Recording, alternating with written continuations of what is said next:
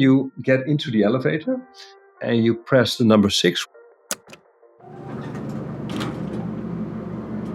And then arriving at the top floor,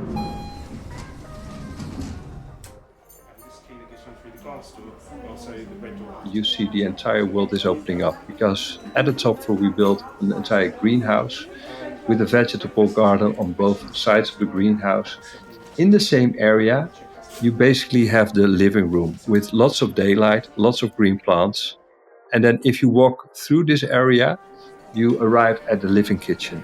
You see the long tables where people actually can share food with each other, and the fully open kitchen that you can even stand next to a chef and ask him or her what you would love to eat. And then you continue your walk on the top floor. You arrive at the co-working space where there's a big ping pong table where in the evenings people play ping pong, but during the day people actually use the same space for work. Vegetable garden, living kitchen, ping pong tables. Is it a restaurant, an office, or a hotel? Well, it's kind of all of these. It's Zoku Hotel in Amsterdam, and that was Hans Meyer, its CEO and co-founder. But to call Zoku a hotel is a bit misleading, because it offers much more than just a friendly concierge and a warm bed to sleep in. It's one of a growing group of hotels and hospitality businesses embracing the age of hybrid living, a new way of life that's changing the landscape of our cities and how we use the buildings in them. So why the growing need for these hybrid spaces? Who uses them? And why now? To understand, we need to take a look at the even larger social shifts that are blurring the boundaries between work and life altogether, the rise of hybrid work and the digital nomad.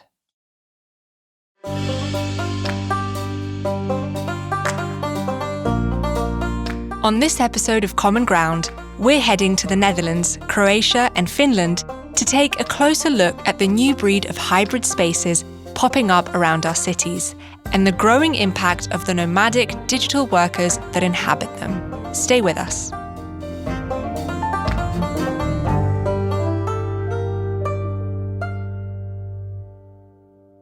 This is a podcast by Toposophy. For more than a decade, Toposophy has been inspiring and informing its clients on how to transform places, whether they're neighbourhoods, cities, regions, or whole countries. The Toposophy team works with international organisations, multinational brands, and government agencies around the world, leading them every step of the way to find placemaking and marketing solutions that are built to last. As constantly curious people, the team loves to collect game-changing ideas that are transforming other sectors and draw valuable lessons for the future of places.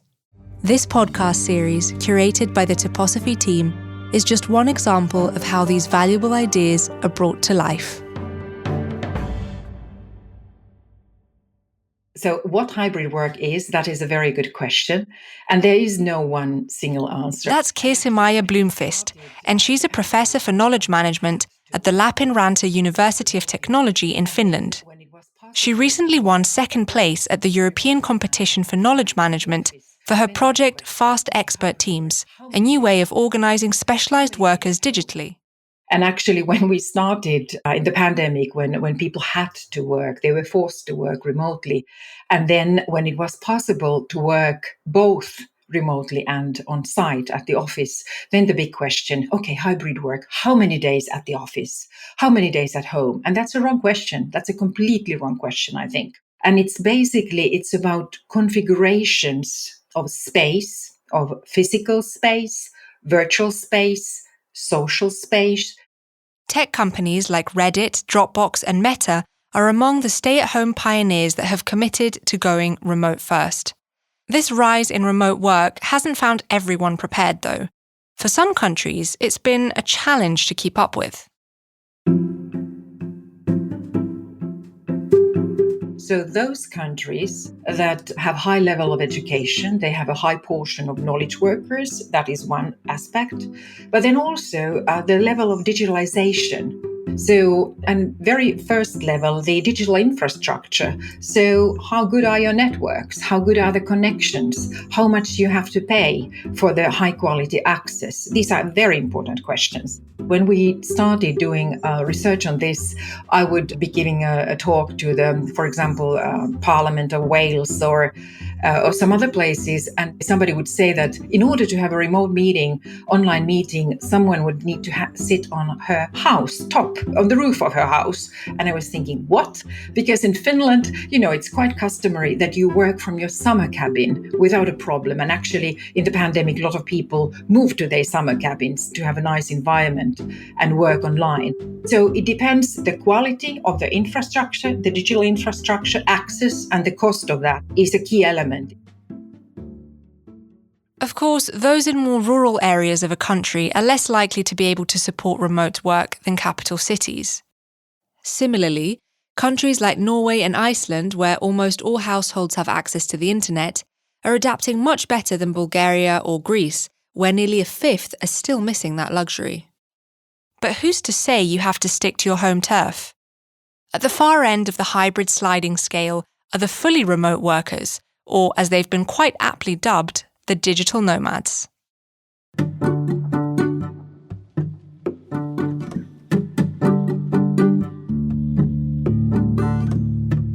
I've been traveling for throughout my whole year. I was lucky enough that my parents like to travel as well.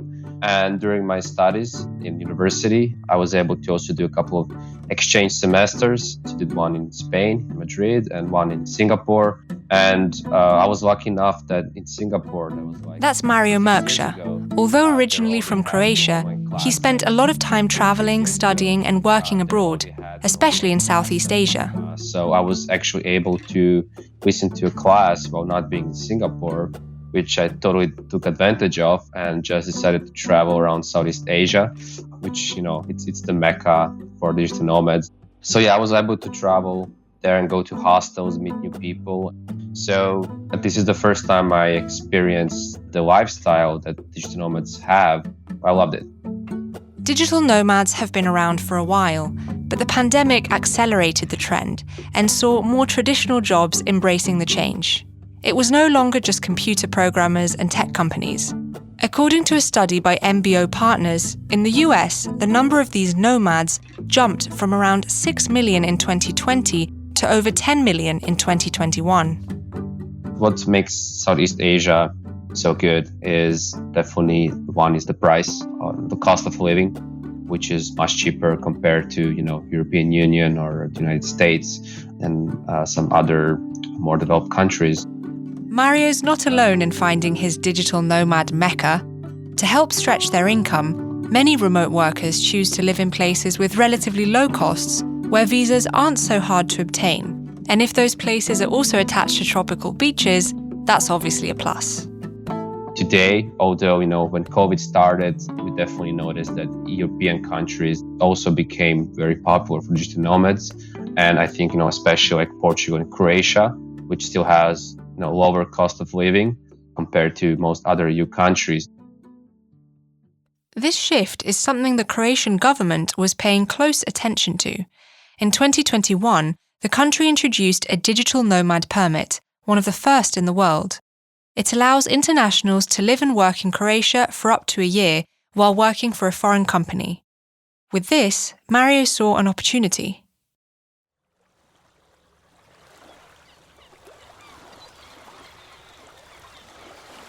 Zadar has the most amazing sunsets in Croatia and broader.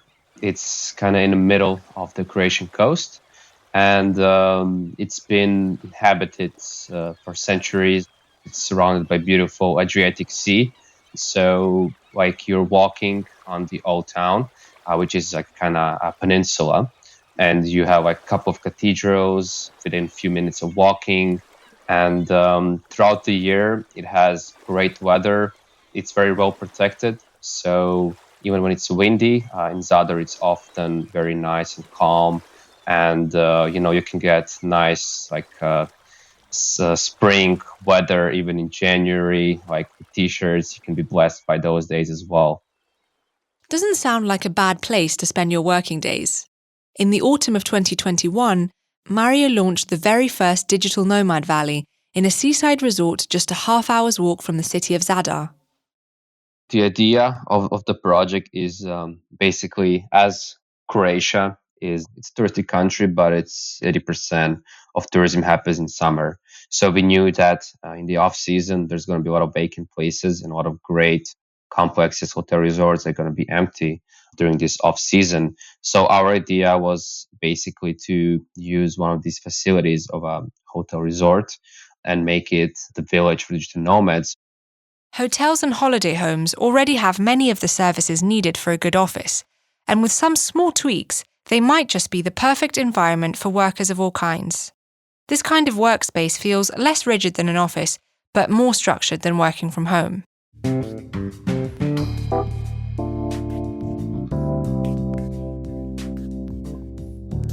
To make the dream of the valley a reality, Mario partnered with the Austrian hotel chain Falkensteiner, which has holiday homes in Croatia and across Europe. You get like this tiny home, which is, get a studio or double bedroom unit, just very minimalistic, which we know that digital nomads usually prefer and love. And then they also had access to all the facilities from the resort, such as the wellness, the spa, even like tennis courts. And then we also just used one of their conference rooms and turned it into a co-working space. So we just got tables there, chairs, and drinks, snacks, everything they need. Mario's idea of the Zadar Valley shows how our spaces can be used for more than just one function, doubling up as both a place to relax and work. For the guys at Zoku, this multifunctional use of space is at the core of their design. Here's Hans again. The hospitality industry is not a very innovative industry. Basically, if you look to the hotel industry, all brands are more or less the same. I mean, they have a different color, they have a different brand name, but more or less they were carbon copies from each other.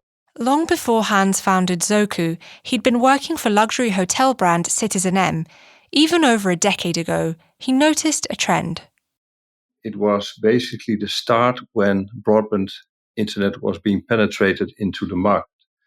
And it basically gave people the opportunity to work and live from everywhere.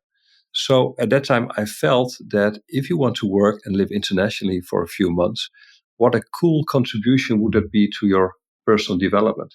We're talking here about pre-Airbnb, obviously. And of course, already at that time, you could stay in apartments, you could stay in hotels, you can stay in extended stay hotels, you can stay in hostels.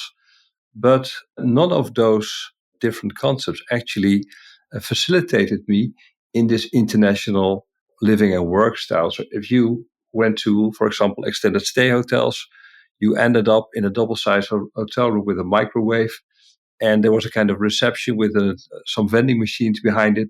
So there, the place didn't feel very well from a community aspect. Hotel rooms, they're not functional to work either. Hans's insights during that period would lead to Zoku, a word that means family, tribe, or clan in Japanese.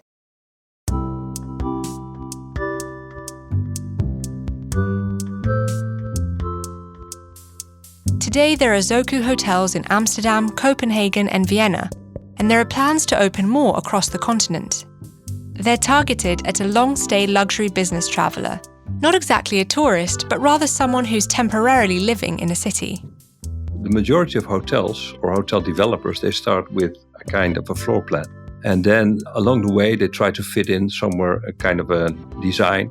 And then there should be kind of a guest experience. And at the end of the story, they should fit in a person.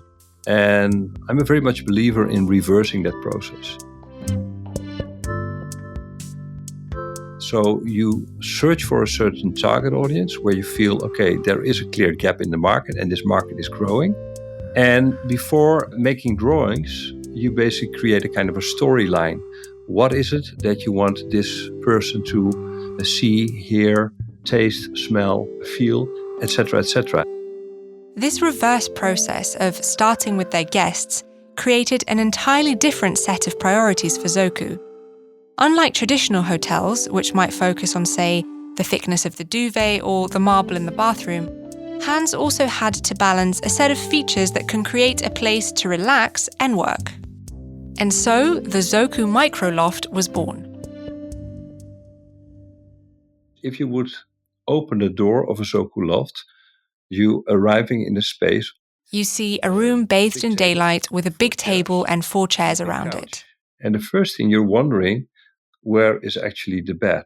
Everything you'd find in a normal apartment is here, but not at first sight.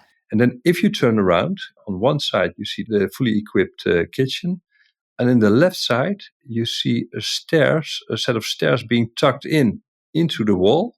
Walls with hidden compartments that not only contain storage space, but a staircase. And if you go to the stairs, you will experience that you are able to just open them and take them out of the cupboard. Up the stairs, there's a mezzanine with a bed. This doesn't feel like a hotel room, but it's more a kind of a home where you find everything to live in a very comfortable way, but also where you can find everything to work in a very efficient way. In short, Zoku uses spaces smartly. And then there's the rest of the building, with its co-working spaces, open kitchens and vegetable gardens that can be enjoyed not only by guests, but workers from all over the city. What happened is that a lot of local self-employed entrepreneurs, they started to work from here, which was interesting because in the morning, for example, people from working for companies like Nike or Tesla, Booking.com or Netflix, they basically left Zoku to go to the offices for the companies they worked for. But at around 8:30, 9 o'clock, the local people came in. And at the end of the day, when we had beers around 4 o'clock, or during Fika, which is a kind of a Swedish ritual with free coffees and pastries, those people who stayed with us in the loft and worked here for longer periods, they started to mingle with the local people, which really added to the experience. Places like Zoku act as a meeting point, providing a space for the business workers of the city as well as their visitors, bringing different parts of the community together.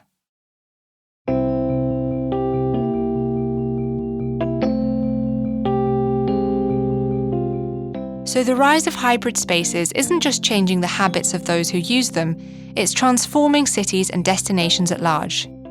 An influx of wealthier foreign workers isn't always going to be a good thing for locals. Of course, there's the fear of residents being priced out of city centres to make way for international knowledge workers. But it seems as though it's a risk governments are willing to take, particularly since the pandemic. More than 25 countries have now launched official digital nomad visas, something that 3 years ago didn't even exist. From Estonia to Antigua, countries are recognizing the benefits of these nomads who add to the local economy without taking jobs away from locals.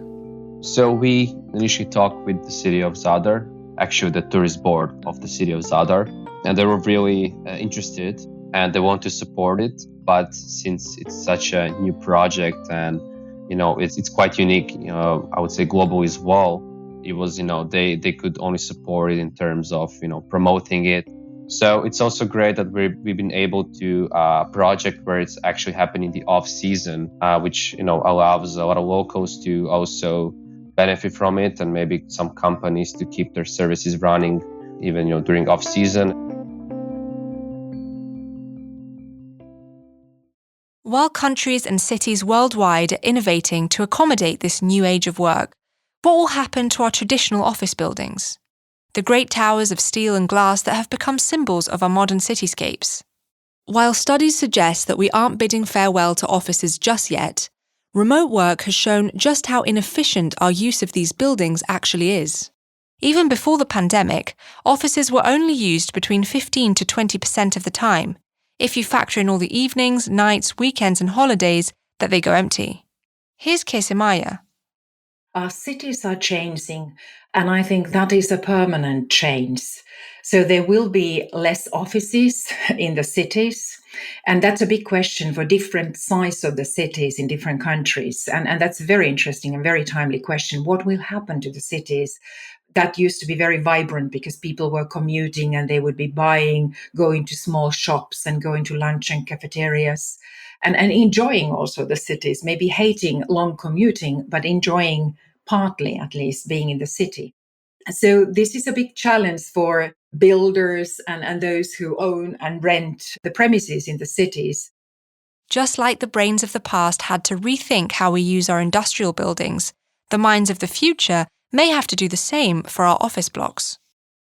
It's very much about city design and planning, so that some research says, or scenarios, that cities will be more like a network of smaller villages, that people might not be so willing to commute for a longer time. They might be concerned still of other potential pandemics, and they might not be wanting to work maybe if they have a small apartment in an expensive city. So there might be these co-working spaces and cafes and services that will be organized more like a small villages within the large city.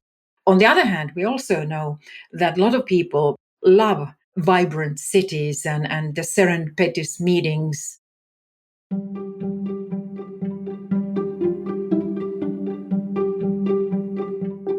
So, how can these new hybrid spaces still provide the serendipity Kirsimarja is talking about? For Hans, this question was always at the heart of Zoku. If you arrive in a city that you don't know and you don't speak the language very well, it's very easy to start to feel disconnected after a few days or weeks when you live in such a city.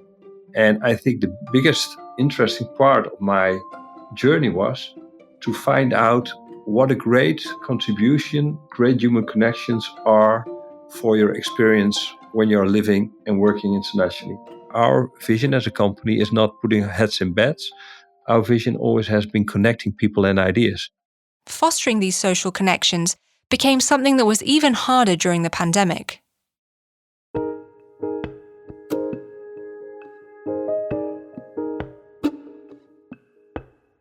If anything became apparent during COVID, is that how important human connections are, and not human connections online, but real physical connections.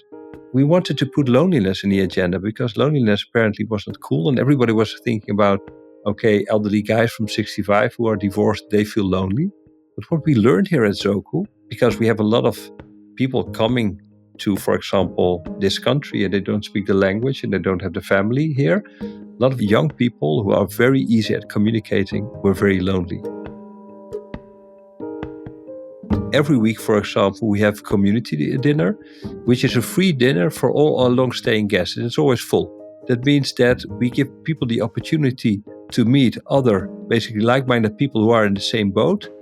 Loneliness is actually reported to be one of the top 3 reasons digital nomads stop being digital nomads. In that regard, Hans thinks the right kind of staff can go a long way in helping guests feel more connected. If we're going to hire people for Zoku, we don't put a lot of emphasis on their CVs. Actually, we always say that the most important selection criterion for somebody to work at Zoku is that you immediately want to introduce that person to your friends and your family, because that person is so incredibly nice. Our sidekicks are very much focused on connecting with you, but also making sure that you're getting connected to 2, 3, 4 people.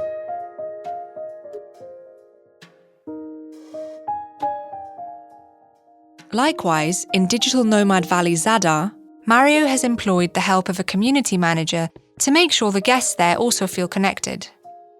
The community manager is the heart of the program, the Valley, and we're so happy to have her there. And she's a bit crazy, so she always engages us in various activities and events.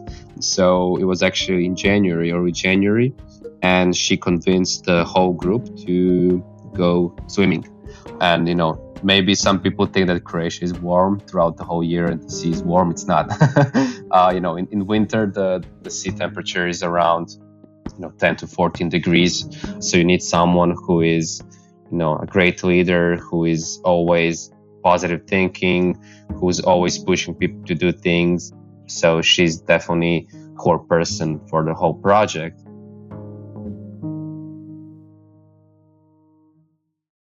So what does the future of hybrid work and hospitality look like? Looking forward, Kirsimarja paints a dreamy view, even beyond the city.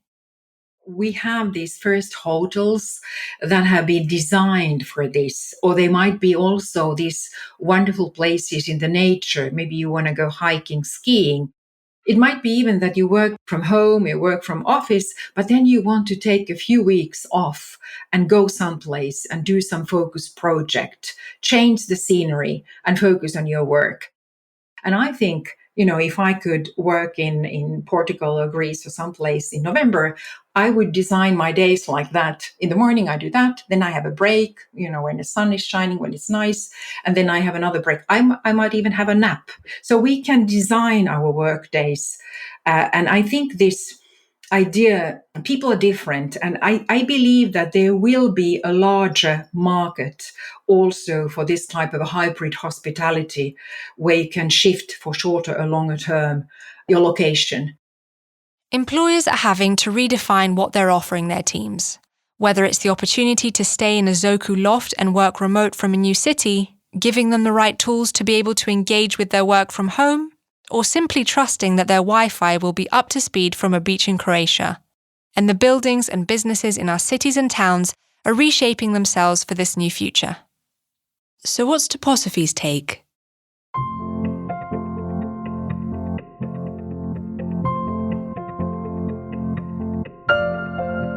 Let's look at the bigger picture.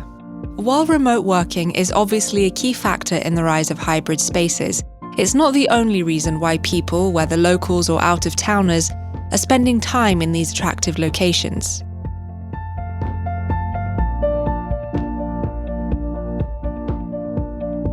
As Hans points out, staff training, serendipity, and socialization matter just as much as floor plans and furniture. It's essential to see hybrid spaces as more than just an attractive place to work and sleep, by offering opportunities for socializing, health, and well-being, more broadly, making you feel at home.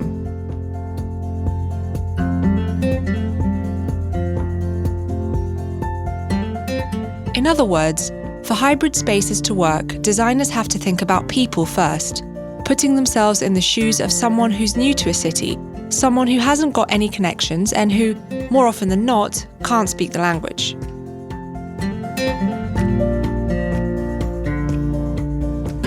Cities and regional authorities might also benefit from trying to understand these travelling workers and what they can offer the local economy.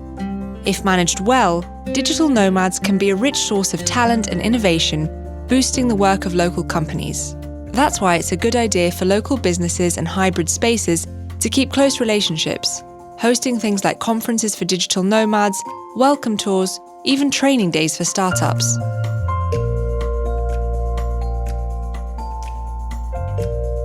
Finally, the world of hybrid spaces is constantly evolving. Toposophy pays close attention to digital nomads and the opportunities they offer real estate developers, destinations, and hospitality businesses. Toposophy has also mapped all the trends and major players in this space, together with comprehensive recommendations for cities in a report called Understanding the World of the Digital Nomad for the City Destinations Alliance. You can find it at toposophy.com.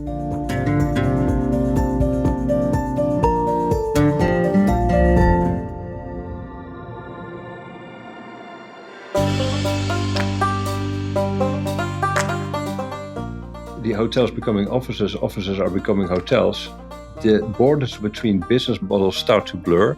We really want to tap into this new way of work in the future of work. For us, that's a kind of a fundamental development, which is also very close to what we already are today. So we can facilitate this entire movement in a fantastic way. I think that hybrid work is here to stay. We might not call it hybrid in 5 years. We will work together in different kind of communities, digital communities, but we will be working increasingly cross-boundary, across organizations, across countries, across professions, in different type of setups that are also more temporary, not permanent. We have people coming from the States, from Peru, from Mexico, from Germany, Poland, Czech Republic, UK.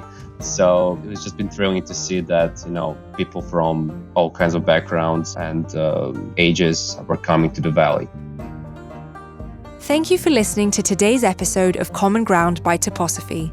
It was developed and produced by the Greek Podcast Project, with production assistance from Gaia Lutz, and it was curated by the team at Toposophy. Next time on Common Ground... This is about the private sector stepping up and saying, we want an extra level of service, we want an extra level of promotion, and we're willing to pay for it or to have our customers pay for it if we know the money will be dedicated. We're talking business improvement districts, or as the pros call it, BIDs. We head to London and New York to hear from the businesses taking this model the extra mile and doing things a little more radically. I'm Daphne Karnizis. Thanks for listening to this podcast by Toposophy.